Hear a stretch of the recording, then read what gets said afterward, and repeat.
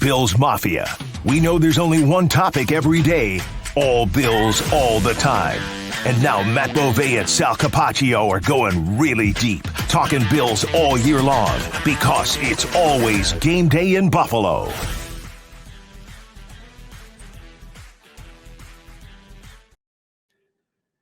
Has the blood pressure dropped a little bit? Is everything okay? Are people doing better today than they were a few days ago? I don't really know. Sal, admittedly, I've been a little bit scared to turn on the radio because I don't know what I'm going to hear when I turn it on. Welcome back, everybody, to another episode of It's Always Game Day. Matt Bovee, Channel 7, Sal Capaccio, WGR 550, Mike Robier, our producer.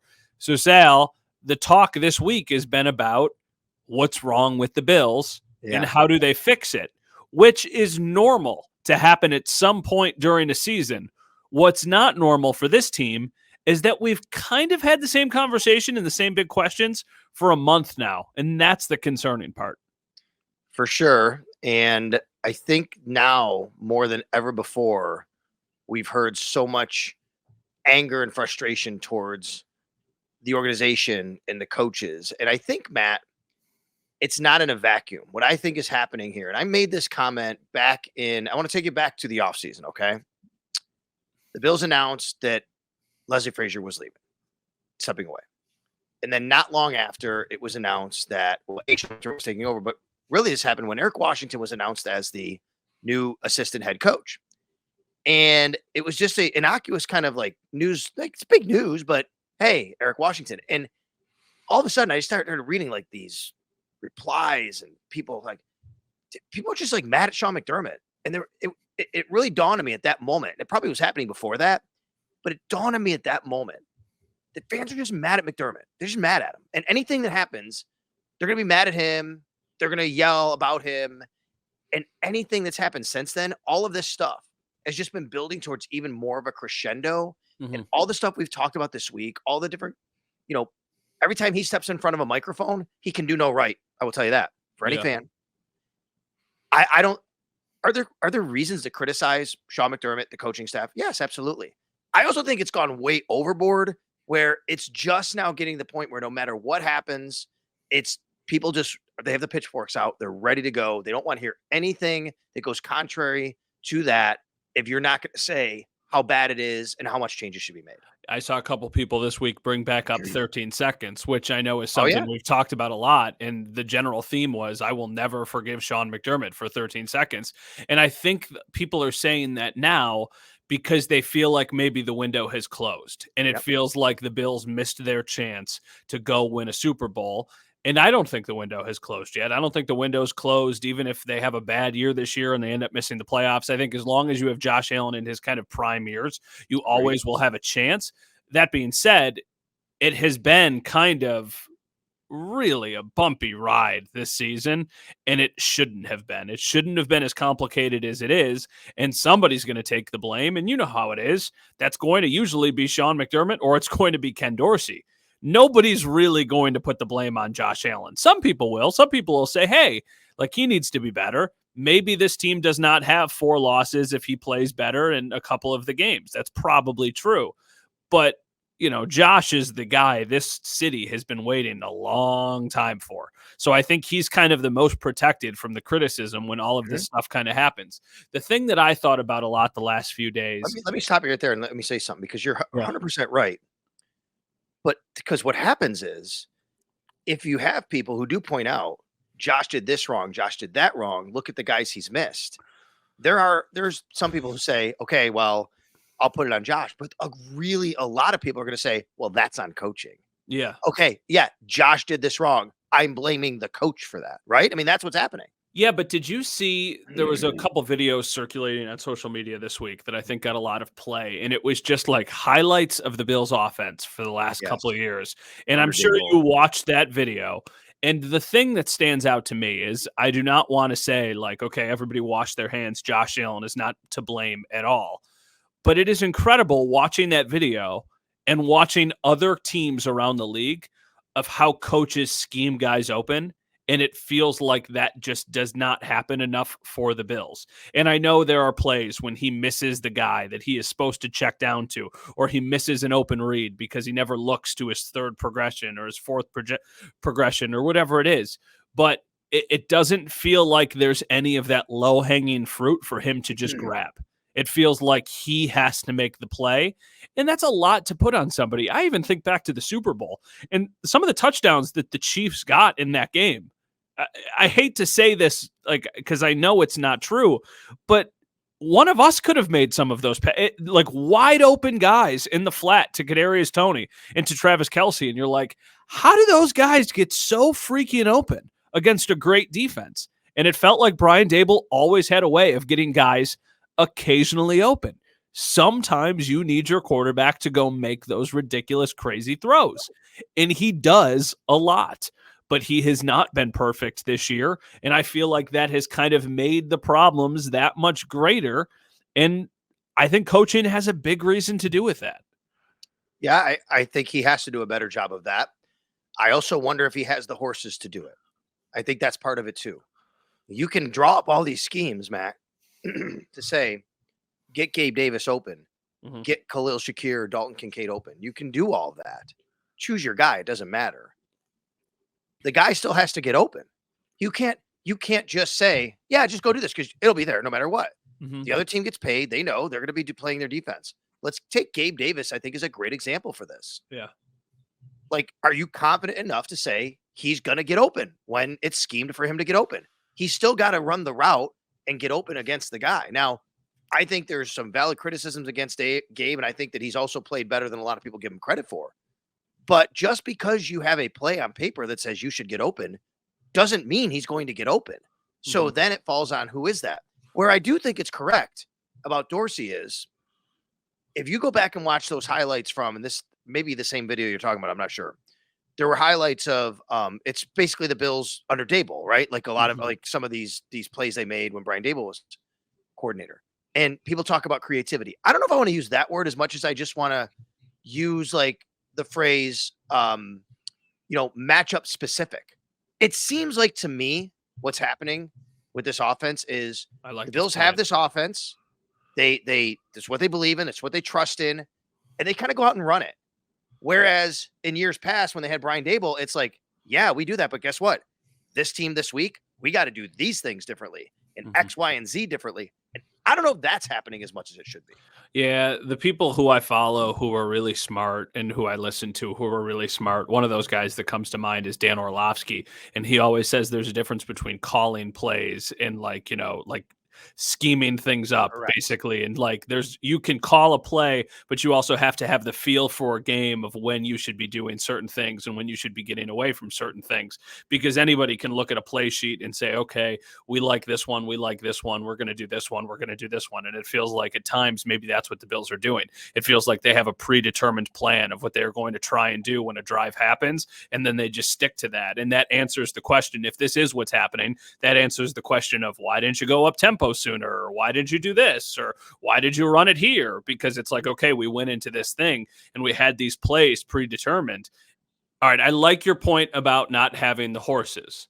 However, the offensive line is better, significantly better than it has been in years past. So when you say maybe he does not have the horses that he can run with, I think there is some validity to that, maybe with the skill position players, but also Dalton Kincaid is better than anybody they've had at tight end during Josh Allen's tenure. And the offensive line is giving him more time to throw than he has had at any point. So when you add those two things together, I don't know. I don't know if the secondary weapons are significantly worse than they have been in years past. I mean, obviously the year where Cole Beasley earned all pro votes, they don't have anybody like that, but I don't know. I don't know if it's a weapons thing. I think maybe they're not. I don't know. I'm not going to say there's a weird way for me to say it, because I get what you're saying to me because the way I framed it, but I think I want to frame it differently, which is it's not necessarily that they don't have the horses to be good. Like, I think you're right about that. I think you combine that with maybe expecting them to do certain things they can't do and not playing to their strengths. And that is coaching, right? So it's like, and then teams catch up to it. Other teams get paid. They get defensive coordinators. They have players and like, wait a minute, this is what they're doing. Let's remember. Do you remember last year, this just came to my mind, but this is relevant. Do you remember the interception Josh threw at the end of the game against Minnesota in overtime? They lose the game, right? Yeah. The wild Minnesota game. Do you remember what Patrick Peterson said after the game? He was the one that intercepted it. Yeah, that he knew what was going to happen. He knew the said play. They only run 2 routes from that formation with Gabe Davis. Yeah. He said. Mhm. He said, those are the things I'm talking about. Like, okay, like this is what we do. And you go out there and you got to be able to change things up. And then you got to trust Gabe or whoever it is, I'm not just picking on him, to be able to beat his guy, which is a secondary issue, which also could not maybe be happening. So I think it's a whole bunch of these things. But I remember that thing that Patrick Peterson said, yeah, hey, I watched him on film. They run 2 routes when they're in this formation. He runs 2 routes. That's it. And that catches up, Matt. I mean, people get paid a lot of money to notice those things. I mean, we don't get paid nearly as much money to notice those things. And I think there's times when I'm sitting in the press box or you're down on the sideline and Quentin Morris runs onto the field and I go, oh, well, it's a run play because Quentin Morris just came onto the field. And I know that occasionally that's not the case. But I mean, my goodness, if I'm noticing that, I know defensive coordinators and defensive coaches are like, okay, well, here's going to be the 1 or 2 times that they actually try and run the ball just to show that they're not super predictable, even though we know it's probably not going to be very effective. That's been part of this too. It has not just been, okay, the passing game is not clipping as well as it has done in years past. The run game has fallen off significantly. The last couple weeks, they have not been a threat on the ground really at all. It doesn't feel like. I mean, the Bucs game a little bit, but not a ton. I don't feel like teams are at all concerned about James Cook or especially Latavius Murray. Josh has run a little bit more. It was a couple designed runs against Cincinnati. I think to further your point, we've been waiting for Josh to run more. We've been clamoring for him to. Wouldn't that help? Like if you give Josh Allen a few more runs, you have to respect that more. You have to think about that a little bit more. So I think that has to be incorporated in it. So I guess just to kind of sum it up to me, it's not one issue. It's not just on Ken Dorsey, but he does deserve criticism, like because he runs the offense. And I don't think they're doing enough to make sure that they have enough at their disposal. But I also I think sometimes you have to consider that maybe he's not working with the pieces that may be needed to make all of this work. And that has to happen. So yeah, I think there's a lot here. And when I think about all the criticism, I'll go back to what I just started the first part of the segment, which is like, there's this blanket just anger against Sean McDermott. There's this blanket anger against Ken Dorsey. And I think that's what happens when people are so frustrated, they don't know where to turn. I just think you got to look a little bit deeper. And sure, you can blame them for some things, and they have to have part of the frustration. But I think there's a lot going on here of why they've been struggling. You know what this reminds me of this season? The 2006-2007 Buffalo Sabres. And follow me here because this is going to sound weird. All but right. That season was not nearly as enjoyable for a lot of people as this season the year before, the 2005-2006 season. Now, keep in mind, the team in 06-07 won the President's Cup as the best team in the NHL and also made it to the conference finals, just like they did the year prior. But because the bar was so high, people were so much more hung up on all of the ups and downs of a season and of a playoff run and all of that stuff. Rightfully so. For the Bills, the bar is the Super Bowl. So when you start to slip even a little bit, I mean, 5-4, there's a lot of teams that would kill to be 5-4. They have certainly not met their expectations or even come close to it. But we don't know how the story ends yet. You know what I mean? Like I'll give you another example of why your example is appropriate. I think everyone in 07 kind of knew it might be that's it for Briere and Drury. Yeah, because they left on July 1st, and the window was shutting on that team, and the angst was grown. Here, it's not Josh Allen, but what does this look like after this season for different players? You know, Micah Hyde, Jordan Poyer, Von Miller, Tre'Davious White with the injury. You know, I mean, what does this roster look like? How do they continue going forward? Because it's not going to be the same group. They're getting older. So you talk about window, that 06-07 season, part of the reason why what you're saying is right. It's not like today's Sabres, which are all these young guys under contract. It was, we better win now. We're not going to have these guys next year. And I think there's some of that creeping in here in Buffalo, of course. Yeah. With this team. But I think we've had the word continuity brainwashed into our heads for so long that maybe there is something to be said about, I don't want to say wiping the slate clean, but having some meaningful changes at positions where things have just gotten a little stale. That's what I felt about Leslie Frazier leaving. I've thought about this. I don't disagree. That's not a knock on Leslie Frazier. I think Leslie Frazier is a good coach, but I think they just needed some fresh ideas and they just got stale. And that's honestly how I felt about the offense, even though it's only been a year and a half at this point of Ken Dorsey. I'm like, I don't know. It just does not feel like they have these creative, innovative ways of putting up points and sustaining drives. And maybe they just need a new opinion, which is drastic. I realize that. I've heard people say in the past, and I think there is something to it, that like the quarterback coach marriage should never be longer than 5 years, because after that, you're just kind of going through the motions. Even if you've had success like the Bills have had with McDermott and Josh Allen, it's like, well, maybe you have not untapped all of the potential that is there. I mean, there's cases where like Tom Brady and Bill Belichick were not ever breaking up during that run, or Andy Reid and Patrick Mahomes. But it makes you wonder, like, I don't know, what happens this year? What happens long term? What happens if these expectations are not met? I don't know, but something will happen. It's an interesting point, interesting question. Pretty philosophical to kind of go into it, because see, I absolutely admit to, like, I oftentimes err on the side of it's not the coaches. There's so much more. It can be the coaches, but there's so much more to this. It's not just bam, bam, fire everybody. I get that totally. But I also agree with you that change can be good, and sometimes change is needed. In fact, I remember one time I was in a classroom. I actually I didn't follow through with it. One time I thought I wanted to be like a administrator in school when I was a teacher, right? I was like, assistant principal, whatever at some point. But I was going through these ed leadership courses, education leadership. And I had a teacher who said this to me one time. She said, in any career, really, you should basically have some significant change every 5-6 years at the most in every career. It's good for everybody. It's good for you. It's good for the people around you. And I think about that sometimes. And what you're saying is probably true in some capacity. I just don't know how far to go with that, because what I ultimately fear, Matt, is I think Sean McDermott is an excellent NFL coach. I do. To win at the level he's won at, to sustain it for as long as he has, for 7 years now, is pretty remarkable. You don't get that in the NFL. Mm-hmm. So if you want to say, let's change, because Josh Allen isn't changing, right? We know that. He's not changing. Mm-hmm. They're not getting rid of Josh Allen. Mm-hmm. So to your point of, well, the coach quarterback marriage. All right, what does that look like then?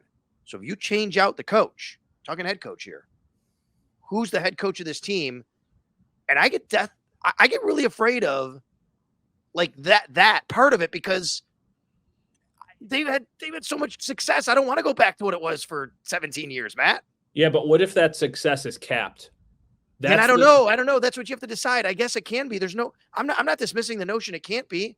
Tell me who's going to have that sustained success that they've had with the way this organization's run. I don't know. It's like what the Golden State Warriors had to do with Steve Kerr, right? To ultimately get over the hump and then go on the run that they went on. It's like you had to make a change, even though things were pretty good. And it was a risk, and you did not know how that was going to work. And I'm not suggesting that the Bills do that. I think that they have built a resume and a track record that has earned them, honestly, a bigger margin for error and probably a couple screw ups. Like, let's say we're getting way ahead of ourselves here. These are off-season podcast conversations. But if this team misses the playoffs, I do not think they are firing their head coach. I really do not. If it happens twice, then that's a different conversation. But even that, I think they might be able to survive because of what they were ultimately able to accomplish. And when you look at all of the stuff that's happened, the injuries, how Sean is a defensive guy and the defense has not been the reason why this team has lost, then I think that kind of protects those people. But, I mean, Josh is not going anywhere. Josh Allen is legitimately still, in a year where people are wondering if he needs to be better, still a top 5 player in the league and an MVP candidate. I would say, Matt, he's putting up MVP numbers. I know. It's amazing. I'm reading last week. I'm hearing people go, well, he's hit his ceiling. Well, it's a damn high ceiling still. It's fine with me. Like, if he plays like this every year, keep it at that ceiling. Yeah, it's a weird time in the city, and it's a weird time for Bills fans because I think the expectations were high. And I remember after the Dolphins game, which was not that long ago, having the conversation of like, is this the best roster that this team has had? And then they just get decimated with injuries, and the offense falls asleep. They just do not look nearly as efficient or effective or as dangerous as they have in years past. And I think there's time for them to kind of figure things out. But the fact that they haven't done it against the opponents that they have played does not give me much confidence knowing who they've got coming up against them. They've got 8 games left on the season. They got to win a minimum 5, right? Mm-hmm. And that's not a foregone conclusion. I mean, this team lost to the Patriots. 10-7 will maybe not even get you in because of their conference record. So when you say minimum 5, it better be mostly AFC games too. Yeah, well, it is mostly AFC games left, right? Besides the Eagles and Cowboys, really?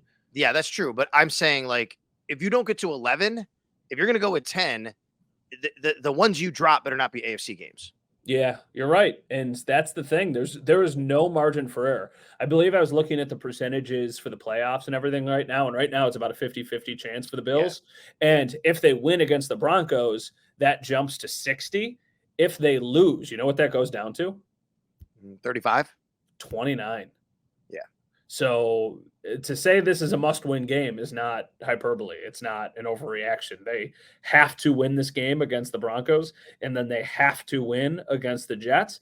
And then I think everybody can maybe breathe a little bit at that point, because then if that happens, obviously things do not look as bleak. But even if you do win the next 2 games, it is not a slam dunk, given everything that's going on in this conference right now. It's a very, very tough year to make the playoffs. Yeah, you still have to rely on some help. But look, as I keep saying, despite all of that, because we're talking playoffs, you're pretty much talking wild card. Despite all of that, they're a half game behind the Miami Dolphins for the AFC East. Mm-hmm. I mean, winning the East might be easier than getting a wild card, basically, when it comes down to. I saw the station post a poll today. Was that your show, or was that Jeremy and Joe about? It wasn't mine. What was it? Would you sign up right now? Oh, yeah. Bills Dolphins week 18. Winner wins. I didn't see the poll. I heard their discussion though. I heard their discussion on it. That's fascinating. Yeah. If I told you right now, hey folks, you know what? We're just going to go to week 18. It's going to be win the game, win the division, lose the game, out of the playoffs. Same thing for the Dolphins. Would you take it? What do you do? Absolutely not. No. Absolutely not. I do not take it. No. On the road against that offense, and I understand, like, you just beat them and they are paper tigers. A lot of people are saying the Dolphins are frauds. Eventually they won't be. Eventually they're going to beat a team that's got a winning record. You don't want it to be you. I don't think the door has closed on. They're 5-4. I do not think this happens, but there's absolutely a world where they win 6 of their last 8 games. And then at that point, you've got 6 losses. Hey, come on, like 11-6. If you told somebody 11-6 before the season, I don't think they're freaking out. I know that does not seem feasible right now, but they lost a game to the Bengals that they could have won. And I'm willing to listen to the argument that the Bengals are the best team they are going to play all year. All year. The Eagles are tough. The Cowboys are tough. The Chiefs are tough. I totally get that. But I do really believe that this team can go and win 1 or 2 of those games. The other reason why you don't take that scenario, because I wouldn't either, is you're essentially saying you trust them to be in a better spot than that. What you're saying is, I'd take my chances with them figuring this out and winning more games and not have to be in that spot, right? If this is 2017 and we're talking like this and you're like, oh my God, I can't believe this team. Look what everybody thought they were tanking. Look where they are right now. And I said, you know what? Would you take one game? You'd be like, absolutely. Oh my God, it's been a 17-year playoff drought. But not now, not in 2023. As bad as it's looked over the last, they've rotated these wins, losses, and they're 5-4. I think you're still sitting there going, oh no. Like I at least trust them to be in a better spot than have to rely on that one game winning in and risk losing it all in that game against Miami, which I think is the big picture about how we feel about the team overall, that they still have a talented enough and good enough team to be able to get out of this. Weren't they 7-6 after the Bucs game that they lost a couple of years ago in 2021? And I know that the conference is more stacked now than it was then. It didn't They feel had like a much easier schedule the rest of the way, but yes, you are completely right. yeah, no, I mean, it was like after that, it was Carolina, it was the Jets, it was the Falcons. It was Yeah. not a very difficult finish to the season. I do think, though, for when you look at the standings right now and you go, oh my gosh, look at all these teams that are ahead of them. I think those teams are going to beat up on each other a little bit. Yes. And I do Good think point. that will ultimately help the Bills as they try and climb their way out of this little hole that they've dug themselves into. It's one game. All right, so It's legitimately one. The conversation around this team is so much different if they don't lose the Patriots game. And I know that there is no revisionist history here, but if this team was 6-3 instead of 5-4, and their losses were to the Jags, to the Jets week 1, and to the Bengals, who they just lost to, I don't think there's people panicking. I think it's just people like, okay, you got to figure this out soon. But now the conversation is you got to figure it out so you make the playoffs. And that's the thing that makes the stakes that much higher and makes, I think, the stress that much higher for fans. yeah, well, let's talk about those teams that they're fighting with and what's coming up for them. Sal Capaccio, Matt Bove, it's always game day in Buffalo. All right, so you said it, Matt. You're right. These teams are going to beat up on each other. In fact, okay, I know you're not necessarily chasing the Ravens right now, and you're not close to them. They have a 2-game lead, but I'll give you them as an example. The Ravens' next 2 games, Cleveland and Cincinnati, 2 division games. Cleveland's next 2 games, Baltimore and Pittsburgh, 2 division games.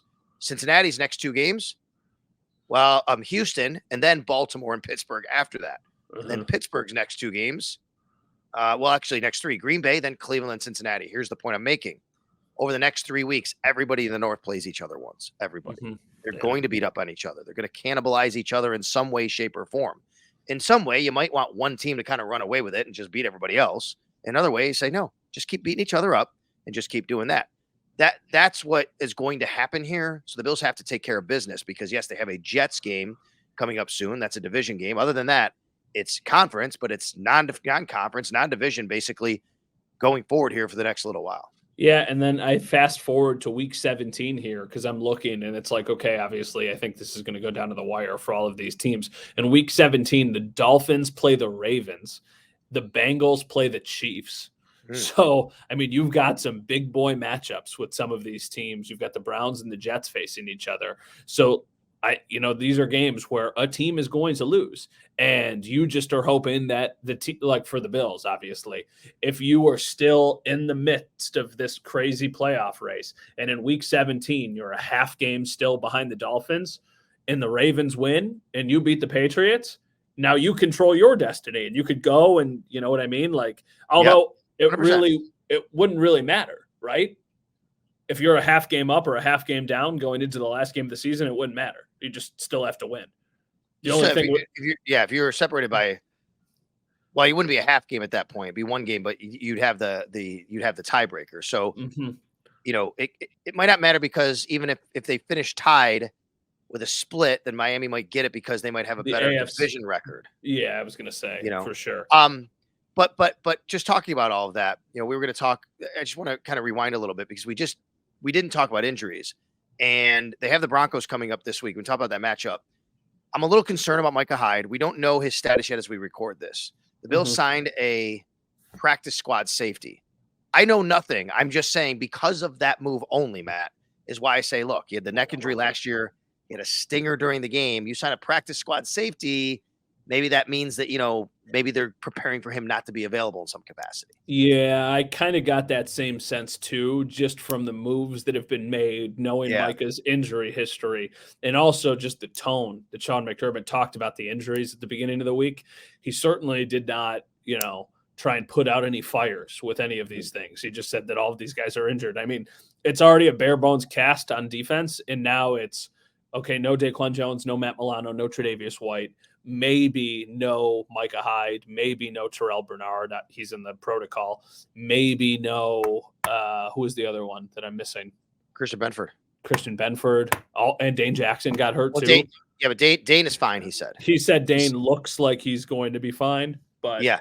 No, you're right about those. And as far as Bernard is concerned, so apparently, and I don't have the exact data on this, but according to Mike Shope, our afternoon drive host on WGR, he said Brock Purdy is the only player this year who actually cleared protocol the following week after a concussion. Like Really? everybody else who got a concussion has missed the next game or the next week if there was a game that week.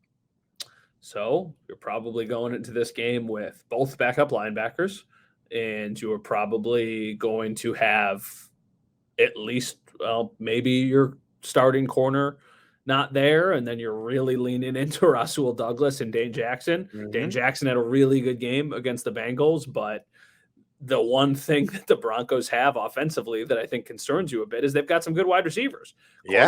Cortland Sutton is a good player. Jerry Jeudy is a good player. You know, Javonte Williams is a good player. Obviously, Russell Wilson can still do some damage. He's not what he was, but he's certainly no slouch either. This is not a walk in the park. And I think the thing that's concerning is if you would have talked about this game 5 weeks ago when you saw the Dolphins put up 70 points on the Broncos, you'd go, okay, the Bills are going to go and put up an insane amount of points, and it's not going to matter if they give up 35. But I have no confidence that they're able to do that at any point. I know I've seen them do it, but I don't think they can just go hang 35 on. The thing that was concerning to me is the one game where the Bills looked a little bit more effective offensively was the game against the Bucs. And then before the Bills played the Bengals, I watched CJ Stroud destroy the Bucs and do way more than the Bills were able to do. And then I'm like, well, maybe the Bucs just aren't that good. And maybe this was even a bad day for the Bills. And they just weren't that good. It's more about the Bucs than it is about the Bills. Yeah. And the Broncos defense, they have held 3 straight opponents to under 20 points. 2 of those are the Kansas City Chiefs, by the way. And I know the Chiefs aren't playing great on offense right now. They still held the Chiefs twice in 3 weeks to under 20 points with Patrick Mahomes and Travis Kelce in that group. So they're playing a lot better right now.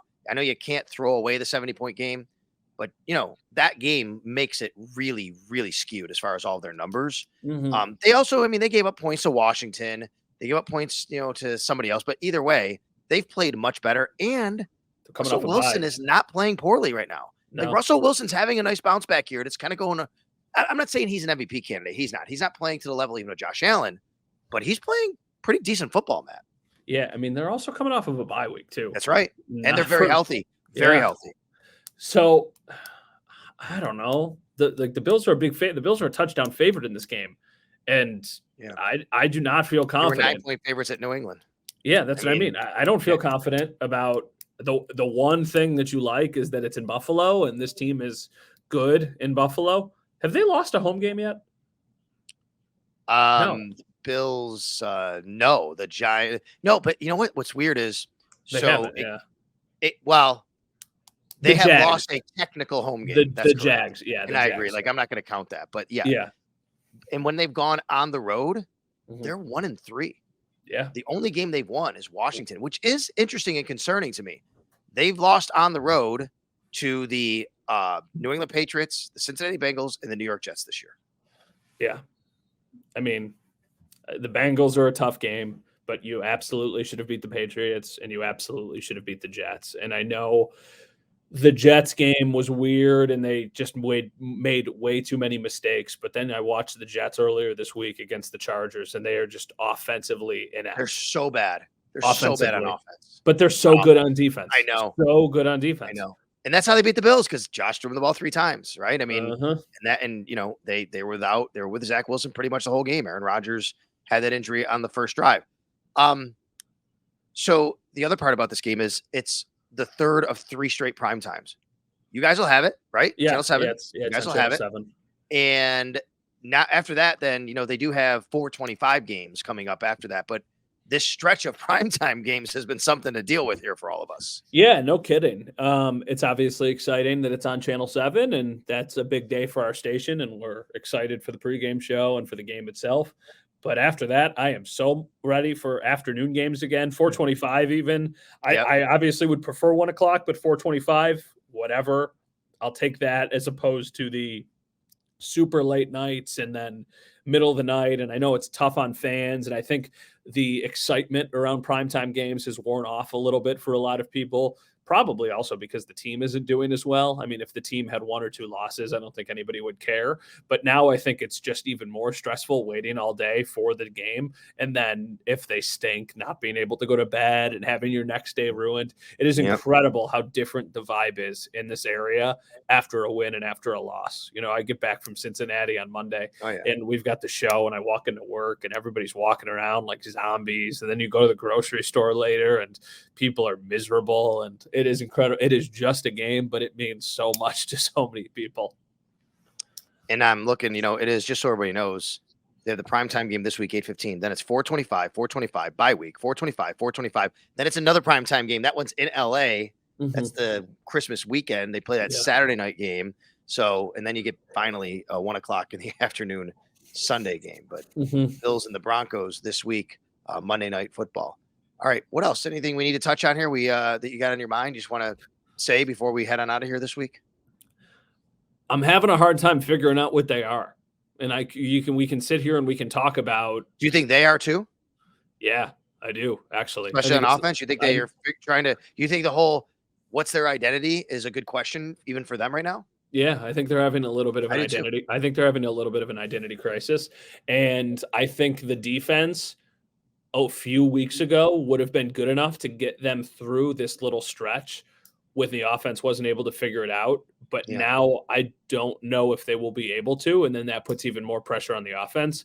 And that is concerning to me. Like going into this game, I don't think you can count on your defense holding the Broncos to 20 points. I think you're going to need to go score points. And while you're capable of doing it, I'm not confident that you can, because the proof shows that you can't. They have played more bad games this year than good games. And I think I'll always bet on Josh Allen. But at the same time, I don't know if I'm betting on Ken Dorsey. And that's what I'm trying to figure out, like what this team is. And I don't know the answer to that. A lot of people this week want to know, are they going to be okay? Are they frauds? Do they stink? Matt, I don't know. There's almost no winning from that, because I will tell you this. If the Bills go and score 40 points, let's just be realistic. I'm not going to say 50, 60, 70 like the Dolphins scored. They go and score 40 points against the Broncos, a lot of people will feel a lot better. I'll feel a lot better. But there will be a segment of fans who say, dude, it's the Broncos. Yeah. Right? I mean, people will do that. They're going to say the Dolphins hung 70 on them. They're bad, despite playing better lately. So it's kind of a tough spot. Like you can't really do anything other than just go out there and play and do it. And you got to start stringing and stacking wins, as they say. It's Broncos, Jets, Eagles. Is that correct? Eagles, then bye. Yeah. Yeah. Okay. So you absolutely minimum have to win 2 of the next 3. That is like bare bones. And I would say you better win the 2 AFC games. Yeah, probably. Yeah, for sure. Which is funny because if you lost to the Broncos and then beat the Jets and the Eagles, I think people would feel really good about beating the Eagles. But the reality is just the AFC games mean just a little bit more. And that's why this is an absolutely pivotal stretch for this team. No doubt about it. All right. Check us out on the YouTube page. If you haven't done that on video, Sal Sports on YouTube. But of course, if you're finding us here and you're listening to us, you know where it is. iTunes, Spotify, WGR, Odyssey app. Mike Robier is our producer. Matt Bove, WKBW TV Channel 7. When's your pregame stuff and all your coverage start on Monday? What are you guys doing? Yeah, thank you. We have our newscasts normally 5, 6, 7 o'clock, all that stuff. But instead of a 7 o'clock news, we will have a 7 o'clock pregame show that runs from 7 to 8. We're doing a bunch. I mean, we're going to have stuff with ESPN. We're going to have a sit down with Von Miller. We're going to have somebody from Denver. We got a bunch of stuff planned in the game itself. So, if you don't have ESPN or if you just want to turn on Channel 7 anyway, we've got all that stuff covered. And the one thing that's really cool about the Monday night games is getting a chance to watch football over the weekend. I am really excited for that, to just kind of hang out, because it feels like those days are few and far between these days. Not even just because of the job, but also because of a child. Let me tell you, our baby is now about 8 months old. Yep. It is. Everybody told me when we had the baby and before we had the baby, hey, it's so much work. It's so worth it, but it's so much work. And I was like, okay, yeah, sure. I'm sure it's so much work, but I'll figure it out. And then the last couple days, my wife's mother has not been feeling great. She normally watches the baby. So I've been watching the baby and then going into work. So I'll basically be with the baby from 7 to 3 and then go to work from 3 to midnight, Yep. I feel like somebody has punched me in the face. How tired and I get it. how tired and there's people who are doing so much more than I am, and I'm not naive to that, but I'm like, I thought I was tired then. Oh boy, was I in for a rude awakening. Well, I'll let you go get some sleep now. Make sure you do that. Check him out, Matt Beauvais, WKBW TV, Channel 7. WGR Sports Radio 550 is where you'll find me. And of course, all of your pregame coverage in the game will be on the radio there as well. All right. For all these guys, for me, we're going to take off now. And we'll talk to you next time. It's always game day in Buffalo.